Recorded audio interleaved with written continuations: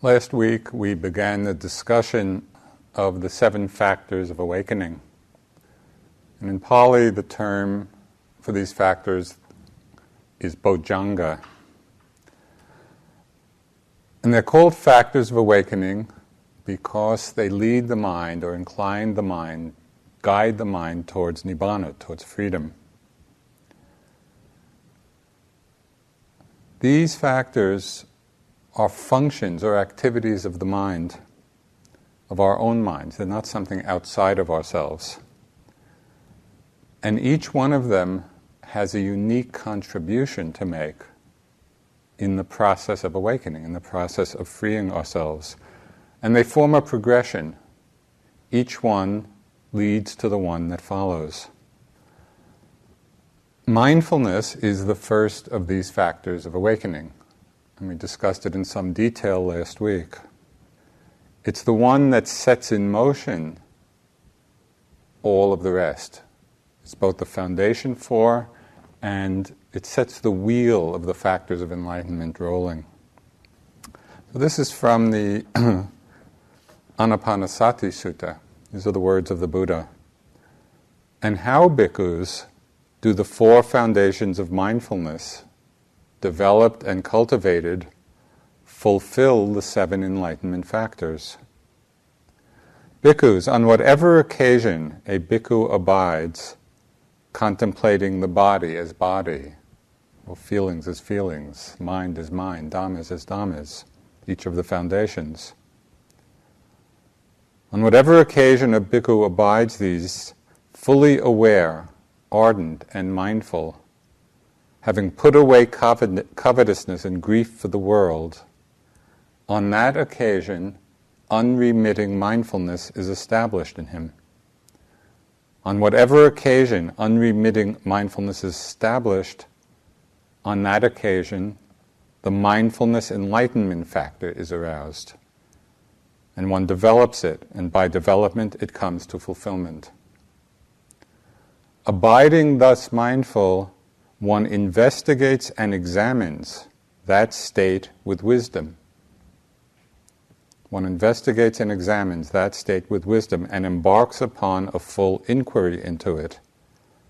On whatever occasion, abiding thus mindful, a bhikkhu investigates and examines that state with wisdom and embarks upon a full inquiry into it.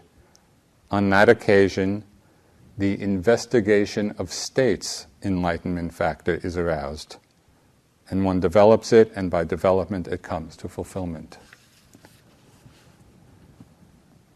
So it's always good to just hear the Buddha's direct instructions on this. By abiding mindfully, unremitting mindfulness. It's a good phrase to keep in mind. Unremitting mindfulness. And then one abides contemplating, investigating.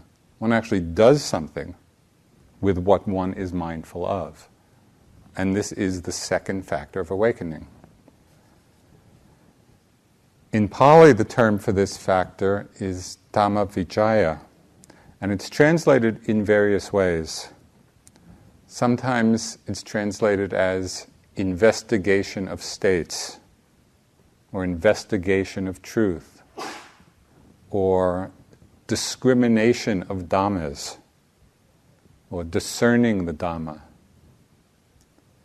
And one of my favorite translations is truth-discerning wisdom. Right? So this is a particular faculty of mind. It's a particular activity of mind, this investigative factor, the factor of inquiry that discerns the truth. And so we might think of it, this particular awakening factor, as that which discerns or illuminates the truth by means of discriminating wisdom. One teacher summed it up very colloquially and aptly, saying, this factor of enlightenment is knowing what's what. Right? And that's really the gist of what this particular activity of mind does. It's knowing what's what. So again, from the Buddha, When a bhikkhu dwelling mindful in this way discriminates, inspects, applies investigation by means of wisdom, then the awakening factor of Dhamma discrimination is developed. So I hope you're getting an idea of this particular quality of mind and what it does. Discriminates, inspects, applies investigation by means of wisdom. So it's an active quality in our minds. And it's precisely this particular factor that awakens us from ignorance.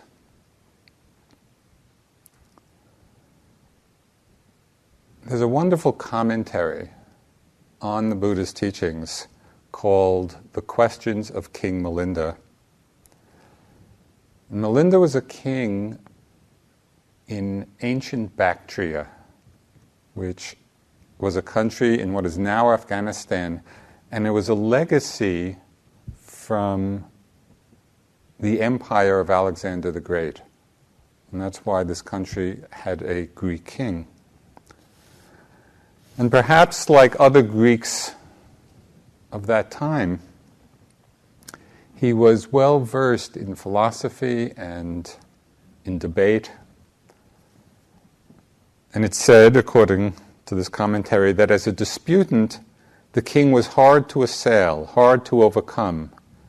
And the monks who lived in his capital city of Sagala, complained to Nagasena, who was an Arhat monk.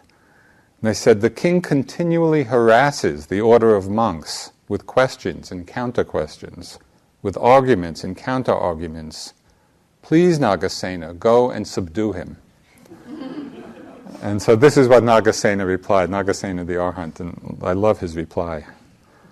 Never mind just this one king. If all the kings of India would come to see me with their questions, I could well dispose of them, and they would give no more trouble after that. You may return to the capital without any fear whatever. He was confident in his understanding. So this book, The Questions of King Milinda, is an account of the dialogues between the king and Nagasena.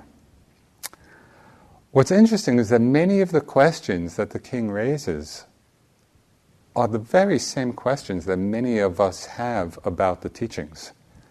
He really points to things that are not evident, or sometimes not so clear, and he's picking out those points, and Nagasena's replies are always tremendously illuminating. So in one of these dialogues, Milinda asks Nagasena, by how many of the factors of enlightenment, by how many of these factors does one actually awaken? And Nagasena answers that it is by means of just one, namely the factor of investigating the Dhammas. So why then, asks King Milinda, does the Buddha speak of 7 factors of awakening? A reasonable question. So Nagasena responds, does a sword placed in its sheath and not grasped in the hand succeed in cutting what needs to be cut? If the sword is staying in its sheath, is it able to cut anything? Certainly not, the king replied. In exactly the same way, Your Majesty, one cannot awaken by means of Dhamma discrimination without the other 6 awakening factors. The other 6 factors are needed to unsheath and wield the sword of wisdom, but it's wisdom which cuts through delusion. And so we see the importance and the power of this particular factor of enlightenment. I think it's crucial that we understand the activity of investigation, the activity of inquiry. The other factors support the sword, but we need that sword of wisdom to cut through delusion.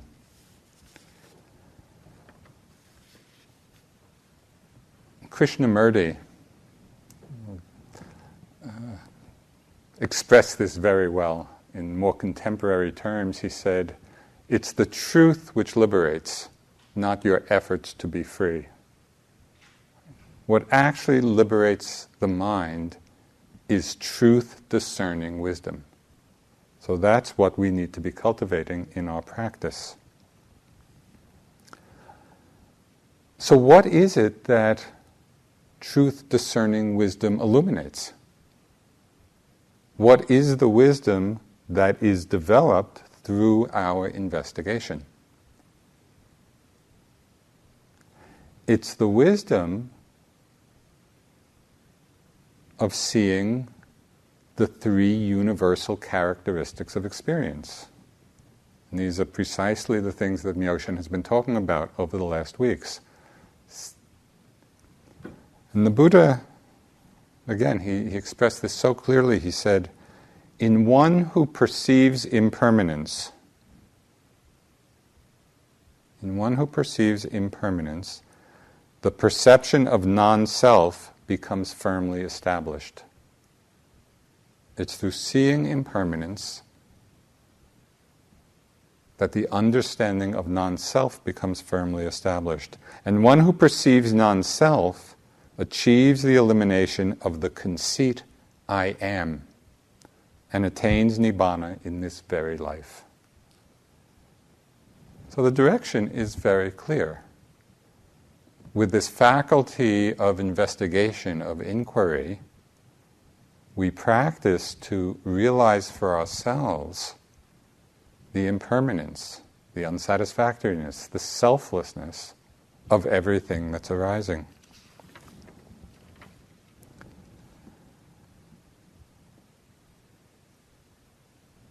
By understanding that it is wisdom that illuminates what is true,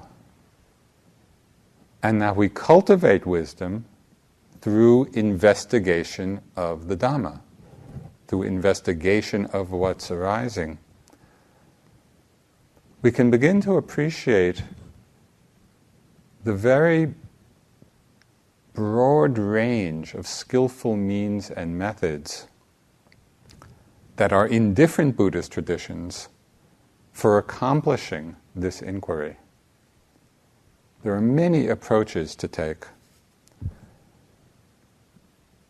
Sometimes investigation of the Dhamma is on the level of understanding karmic cause and effect and understanding the power of motivation. Sometimes it's on the level of emotional distress and knowing how to free ourselves from that kind of suffering. Sometimes investigation of the Dhamma is on the level of opening to and seeing the impermanent, selfless nature of this mind-body process on a moment-to-moment level, where we really are refining our mindfulness and seeing moment-to-moment how the process is happening. And sometimes investigation of the Dhamma is a direct pointing to the awakened mind itself. It's pointing directly to liberation. So this evening, I'd like to explore some very specific applications of this factor of awakening and how we can practice and develop it not only in our formal meditation practice, but also in our daily lives. So last week we talked about how mindfulness calls to mind or remembers what is skillful and what is not skillful. Mindfulness remembers this, but it's investigation of the Dhamma which actually makes the discrimination. It's wisdom which shows us this is skillful, this is not skillful, this is wholesome, this is not wholesome.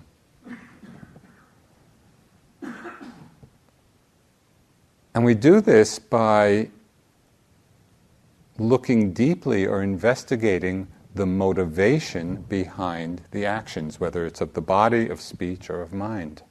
Because it's the motivation which determines the skill or unskill of the action. And the Buddha helped us along with this. There's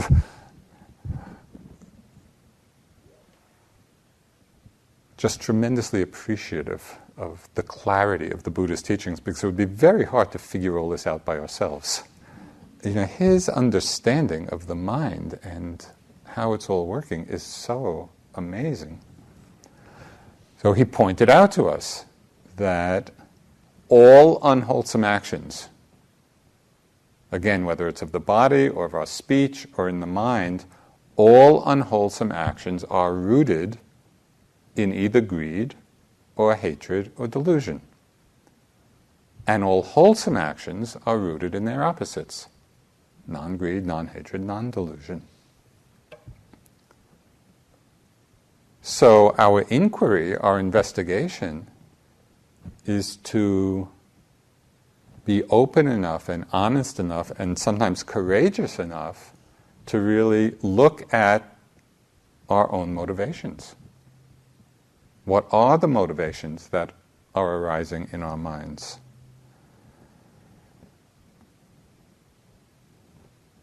When we see them clearly,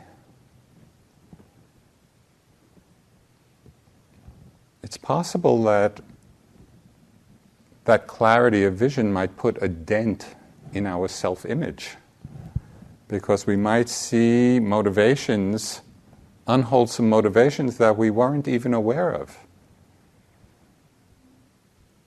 On the other hand, seeing clearly might actually inspire us when we see very powerfully wholesome, skillful motivations.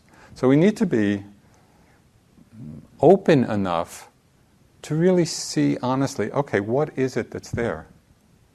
What are the qualities in the mind that are motivating us to act? We can look at them in terms of very specific actions. So the one that just came to mind as I was reflecting on this,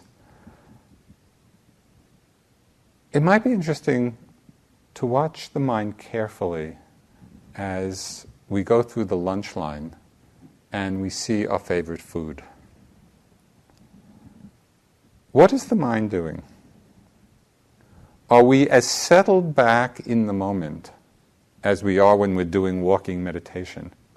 And there's no toppling forward, there's no wanting, there's no we're just taking a step, being mindful of the step. Do we go through the lunch line, seeing our favorite food in the same way? Or is there kind of a slight anticipatory leaning forward, or reaching for within anticipation and desire? It might be a very small thing, but still a movement of the mind. An unwholesome motivation in mind. We might investigate motivation in a more general way of just looking at what is the basic aspiration of our practice? Why do we come here? What's our motivation behind our meditation? And perhaps we connect deeply with that feeling or aspiration of bodhicitta, the wish to awaken for the benefit of all beings. A tremendously wholesome motivation in the mind, one that can really inspire us. Sometimes there's a rapid interplay of wholesome and unwholesome. In the same sitting, or the same walking, or the same mental drama, we can go back and forth between the two. So I had an example of this on my last retreat when I was sitting here at the Forest Refuge. I was reflecting on the awakened qualities of the Buddha, and particularly the aspect of the mind being free of desire, free of craving. And I was just kind of reflecting on that. And I started imagining what it would be like to abide in a mind that just didn't desire, didn't have craving. And I thought to myself, well, why not just do it? Because clearly, it's a happier state. I was sure of that. It definitely feels better not to want than to be caught in wanting and craving. And the Buddha pointed to this very directly. He said, there are two kinds of happiness. There's the happiness of sense pleasures and the happiness of renunciation. And that the greater of them is the happiness of renunciation. So we all really know this from our experience. It's just that the knowing is often momentary. But we know, we have had the experience of that freedom. So here I was inspiring myself with these reflections. Just abide in that space of ease and openness. And then in a moment, thought came to mind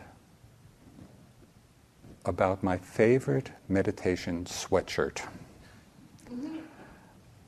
It was just a sweatshirt that was so comfy, and it was so nice to sit with. And it had this big hand warming pouch. And every morning at breakfast, I had a place to put my hard-boiled eggs as I went through the line. And it was like the perfect meditation garment. And then I thought, if only I had this sweatshirt in different colors. Because then I could wear it every day and people wouldn't think that it never got washed. And so my mind was just going on and on. So in a flash, I went from the most inspiring and motivating reflection on the mind free of desire and grasping and the ease of that. And then just in a moment, being seduced and momentarily believing that many colored sweatshirts would be the key to enlightenment. So right in this scenario, which might be a little different in the details, but is probably not so different than what often arises in the mind of yogis. We each get caught in our own little fantasy. But right in this situation, we can see and appreciate the working of the first two factors of enlightenment, the first two factors of awakening. At some point, the watchman named mindfulness became aware of all the sweatshirt thoughts. I was in it, and then thinking.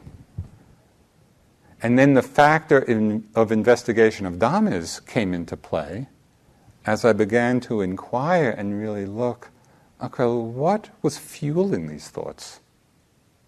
Right? I started to investigate, why were these thoughts, why did they keep coming? And of course, the most obvious answer, and the first thing I saw, was that it was simple desire for the nice, comfy feeling I had in wearing the sweatshirt.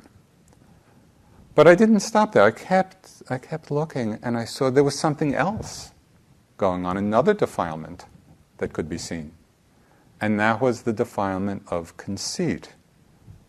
And, as you know, in Buddhism, the term conceit refers to just that sense of I was, I am, I will be, something.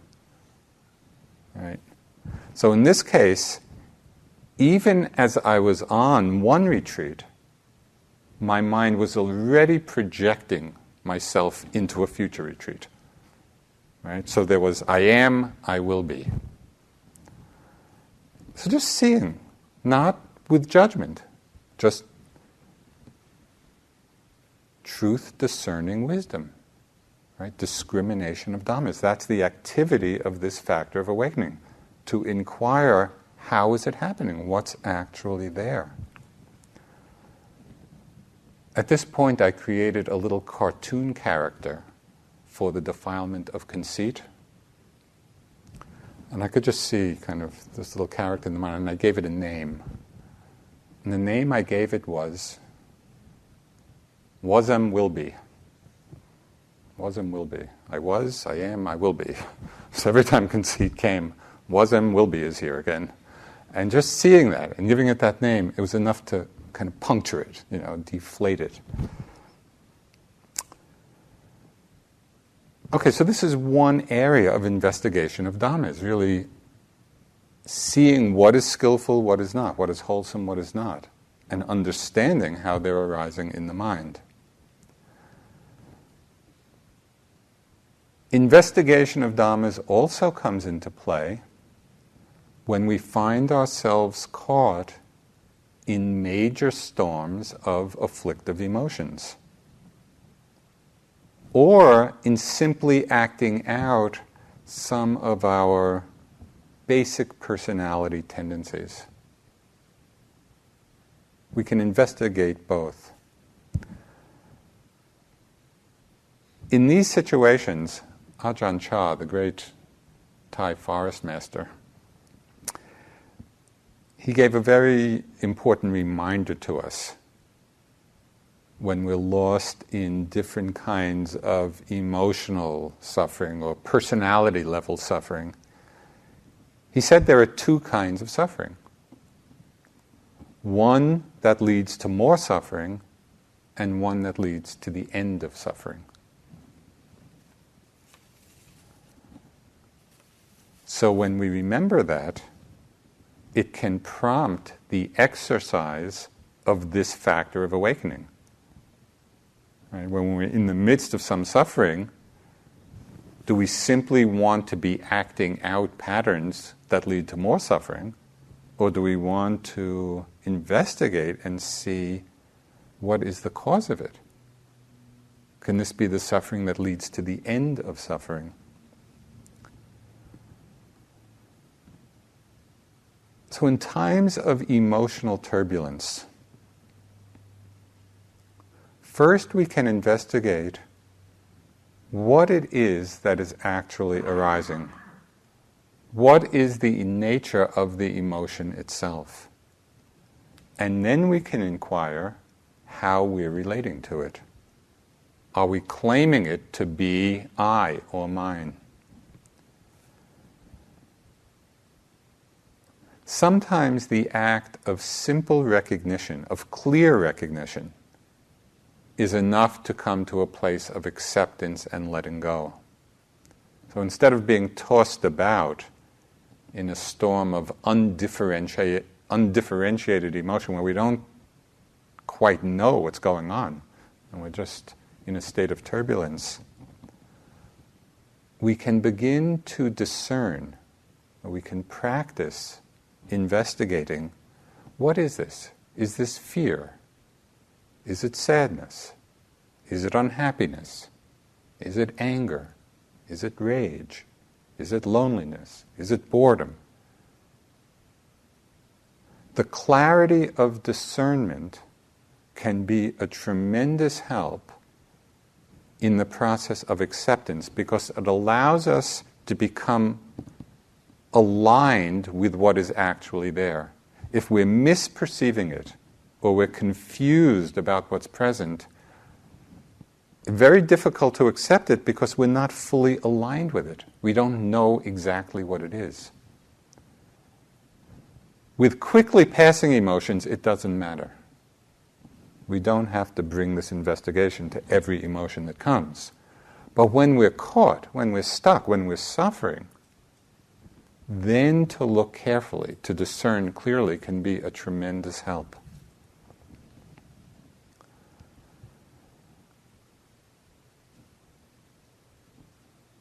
Sometimes we can investigate further and in another way. With the sword of discerning wisdom, we can cut through the Gordian knot of self. I don't know if you remember from mythology about the Gordian knot. This is also from the time of Alexander the Great. On his march through Asia, he came to this kingdom of Gordos, and the king had created in some way this very complex knot. And the tradition had it that anybody who could untie the knot would then go on to conquer much of Asia. So many people came, and tried to untie it, untangle it, and no one could.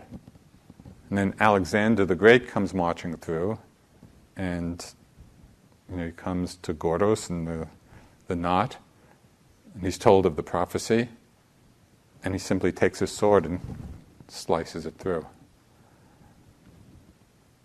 That can be our sword of wisdom in slicing through, cutting through the very notion of self. I just want to share with you one example of this in my own practice in life. And it was a very difficult situation. Years ago, this is 15 or 20 years ago, had a situation where a very close friend did something that I felt as a huge betrayal of my trust. And I don't know whether you've had that experience of the feeling of betrayal, but it is a tremendously painful emotion. It just felt like a knife in my heart. And I was going through a lot of emotional and mental machinations in dealing with it, and trying to be with it. From my first plotting of revenge to saying, no, I really have to work on this in myself. And finally, after being with it for quite a while, I had a realization that proved to be very liberating. Even as I was experiencing this feeling of kind of the knife in my heart, I realized for that knife to hurt, it needed a place to land. And if there was no self for it to land on, it wasn't a problem. And understanding the situation in that way, it was like the relief of this huge emotional burden. Through coming to that understanding of the selfless nature of the whole process.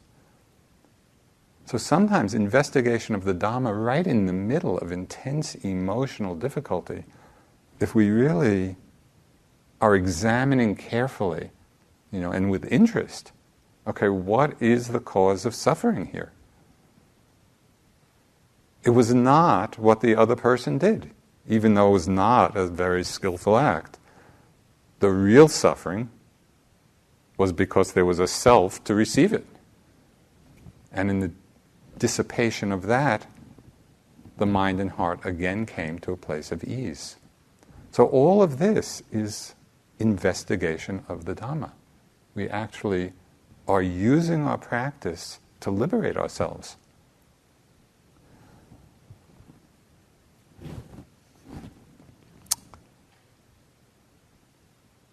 The same factor of awakening also reveals a lot about our basic personality structures. Now, you may be familiar with the personality types, especially as they're described in The Path of Purification, which is one of the great commentaries on the Buddha's teachings. And people are described with the template of either greedy types or aversive types or deluded types. And there's quite detailed descriptions of how each of these types of personality acts and relates in the world. Basically, the greedy or desirous type are those who just go through life seeing what they want, seeing what they like. And that's nice, that's nice, that's nice, I like that. And that's their basic take on the world. The aversive types habitually see what's wrong with their world and with everybody in their world.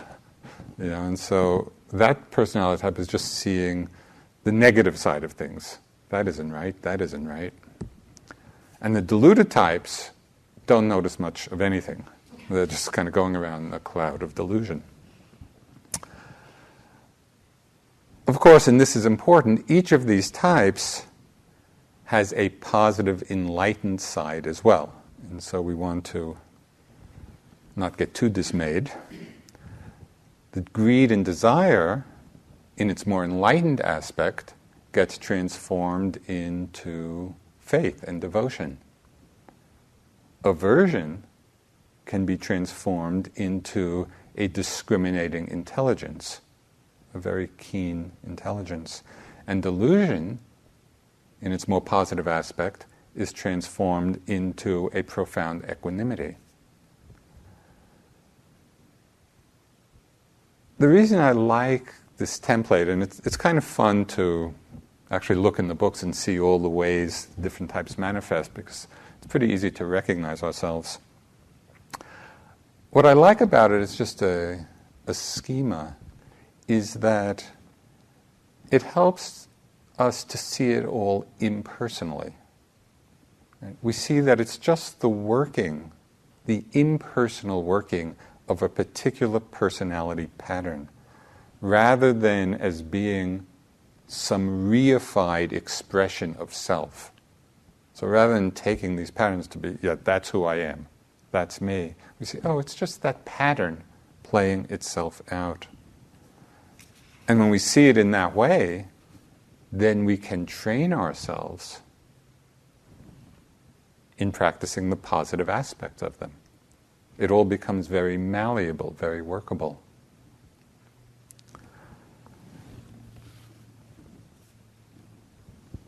Bhikkhu Bodhi, who many of you probably know as a great Buddhist scholar and translator, and his translations are really wonderful translations of the Buddhist teachings.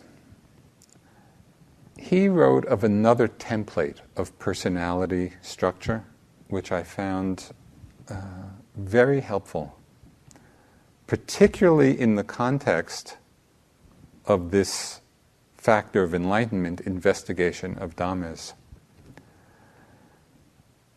And he used the 5 aggregates as a way of distinguishing our habitual tendencies. So I'll just read through kind of his analysis of this. He suggested that those who are most identified with the first aggregate of form, of the material elements, are those whose personality are very physically minded people, strongly attached to the body and physical activity. So there's a strong identification with that first aggregate. Those who are most identified with the second aggregate of feelings are the hedonists, people who are most attracted to and attached to pleasure, because that's the feeling aggregate. People identified with perception are those for whom aesthetic concerns are very predominant. And it's when I read that's what jumped out at me as a moment of self-recognition. Because when we were building and designing the forest refuge, there were many times when my mind, one might say, became a bit obsessive about the perfect design and what needed to be done. But at the time, I really didn't understand it as related to this aggregate of perception and a possible identification with it. I thought I was just seeing things clearly. So when I read this, it was very illuminating at a particular personality trait of mine. If we're identified with the fourth aggregate, of intentions and mental formations, then we might be the kind of people who give more importance to emotions. Or if volition particularly is predominant, then we might be the people who are very action-oriented and be identified with, well, we're the one who can get things done, because we're so identified with that volition or intention. And those who are most identified with consciousness often see themselves primarily as thinkers. Well, I'm the one thinking, I'm the subject of all these thoughts. So, of course, it's important to remember that any template is a conceptual overlay on experience. So we don't want to take these to be kind of some statements of absolute truth. But if we use this awakening factor of investigation of the Dhamma, in this way, we can begin to see the conditioned nature of those traits that we most take to be ourselves. It's a place often where the sense of self coalesces and congeals in our basic personality traits. So if we investigate with any of these templates, we really begin to see their impersonal, impermanent nature.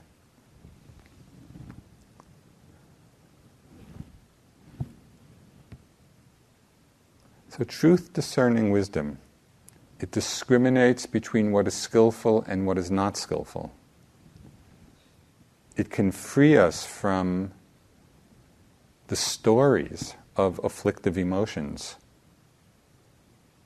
and it reveals the non-personal nature of our basic personality patterns, and they become less of an unconscious prison, and these very same patterns can then become a playground of transformation.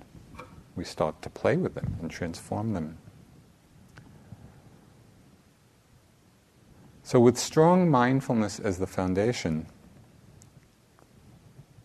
this enlightenment factor of investigation of dhammas also explores the basic nature of this mind and body.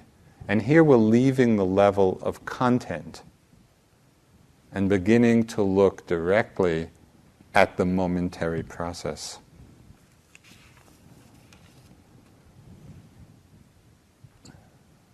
There's one important understanding in the practice that's called purification of view.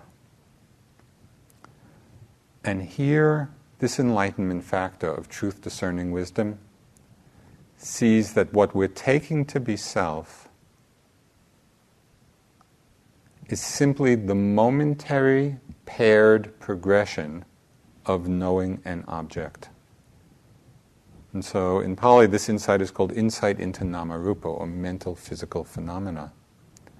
We create many stories about experience. We create whole worlds in our mental projections. But the whole big story of self, when we investigate carefully, comes down to moments of knowing a sight, knowing a sound, knowing a smell, knowing a taste, knowing a sensation, knowing a mind object. That's all that's going on. But out of that, we create a whole big superstructure, a whole big story of self.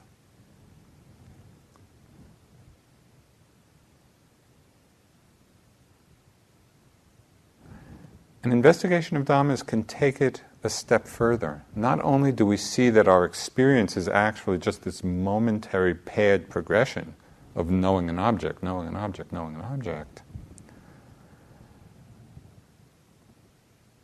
but we begin to discern clearly the difference between the knowing and the object. These are two different processes happening simultaneously.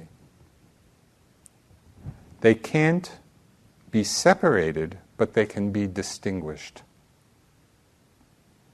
So just as an example of what that means, if I hold this up, you see both color and form, right? Color and form are two different things, but they're inseparable. You see color in a form and the form as a certain color. So that's just an example of how things can be inseparable but distinguishable. In the same way, knowing and its object, they're inseparable but distinguishable. So just as an example of how we might learn to discern the difference. And all of this is in the service of a deeper realization of anatta, of selflessness.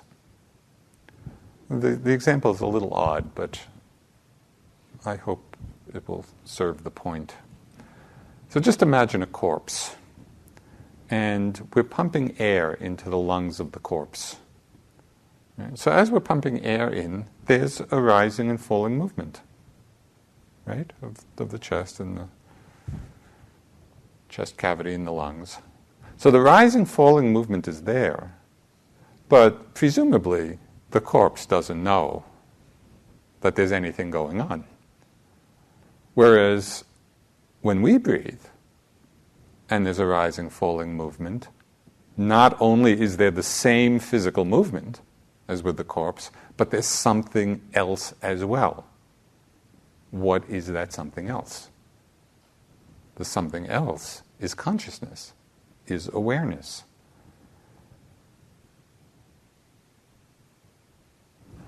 Do you get the point? So just as an experiment, sometimes sit and imagine yourself as a corpse. No, let's forget that one.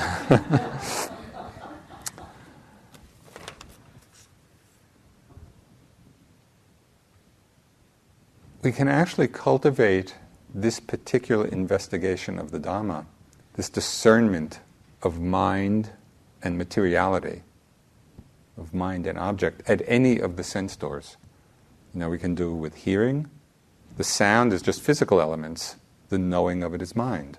A smell, a taste, a sensation. The sensation is just a physical element. The knowing of it is mind.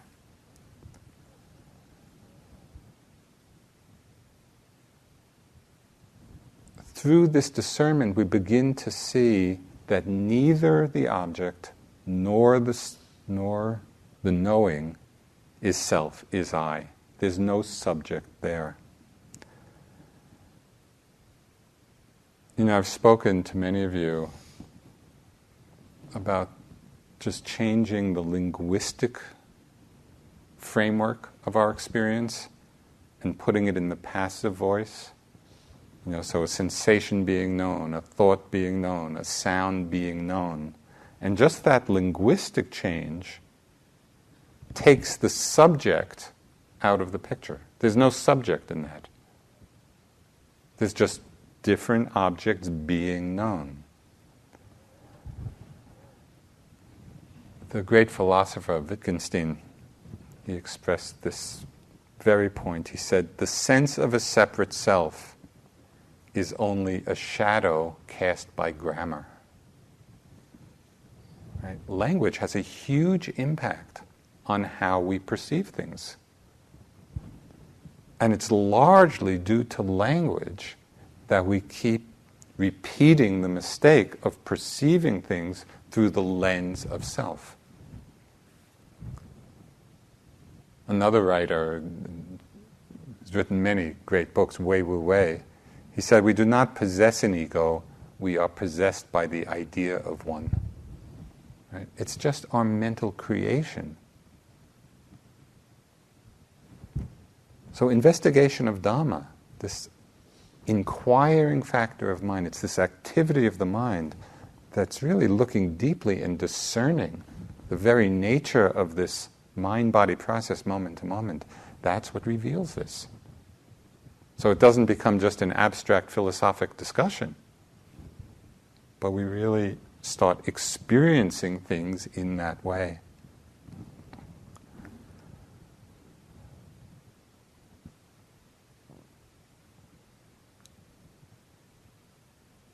As Buddhism spread throughout Asia and through different cultures, there were many different skillful means and methods that were used in the cultivation of this factor of enlightenment. In India, the Indian culture was very analytic. And so a lot of the teachings, as you know, in the Theravada tradition, are very detailed analysis and a deconstruction of the sense of self.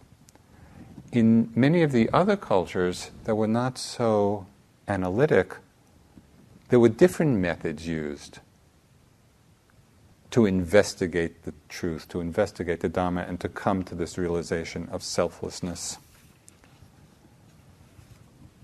In Zen, there's a teaching called the doctrine of no mind. And in this teaching, there's a direct pointing to the empty, selfless nature of awareness. And many of the koans in Zen practice are really a means of leading to this realization. So there's one, it's kind of a koan or a dialogue, which is this direct pointing. And when I was on retreat, I just happened to come across it, in doing a little reading. And it had such impact because right in the middle of the retreat, it's like it became very alive. So I thought to share with you because it really has the power to liberate. And it's a famous dialogue between Bodhidharma, who is said to have brought Buddhism from India to China, and Huike, not sure of the pronunciation, but he's the person who became the successor to Bodhidharma. But as legend goes, Bodhidharma was sitting in this cave for 7 years, facing a wall, contemplating the ultimate. And Huike came, and he was in a state of tremendous distress. And he kept imploring Bodhidharma to give him the teachings. And it said Bodhidharma just sat, in the ultimate. So after many pleadings, finally, and again, this is the legend, Huike cut off his arm and kind of sent it in as a demonstration of his sincerity. So Bodhidharma was moved by that and kind of came out and had a little dialogue. So this is the dialogue.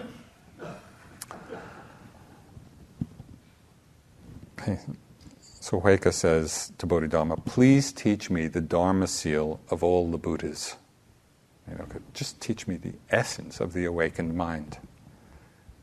And Bodhidharma says, the Dharma seal of all the Buddhas cannot be obtained from someone else. So Huike says, my mind is distressed. Please pacify it with your teaching. Bodhidharma says, present me your mind and I will pacify it.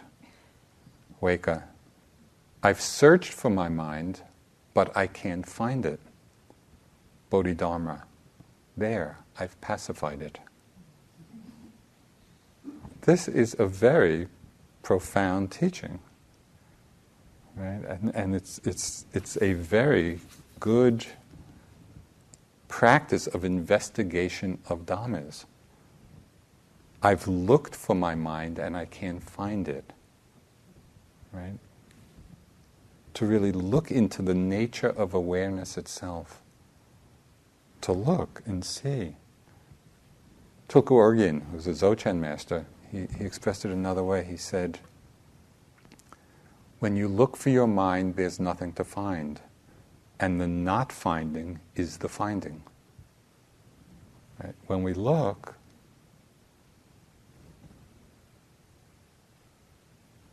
there's nothing to find, and that's the finding. It's already pacified when we understand this empty, selfless nature of the mind. And how do we understand it? By a direct looking at it. So that's another way of practicing this factor of awakening. So sometimes in my practice, and often just in walking about, I'll remind myself just the phrase, already pacified. This empty, open nature of mind, it's already pacified. So I'll just use those couple of words, already pacified. And I often feel, just in that moment of remembrance, a kind of settling back from, a subtle wanting or leaning forward or anticipating of experience that I didn't even know was there till I reminded myself, already pacified, already empty, already selfless. So we can use all of these different teachings, all of these ways of cultivating this factor of enlightenment, this truth-discerning wisdom. Because it's this wisdom, in whatever way we cultivate it, in all the ways, in different situations and at different times, this is what awakens us. I'll just close with a